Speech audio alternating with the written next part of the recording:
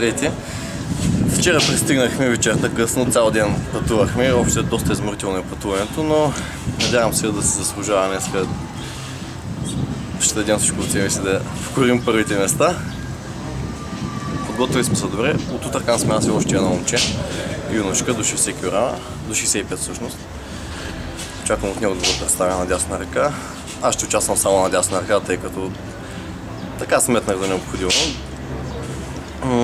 Чувствам се добре подготвен като чили. Надявам се да представянето ми е успешно. Тук има около 10 човека български отбор.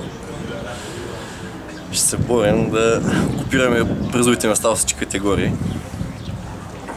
И така очакваме надпреварата. Рустам Бабаев, Горица Големанов, вие сте? Да, Рустам Бабаев в коя категория? В кой вес? 95. 95? Будет интересting.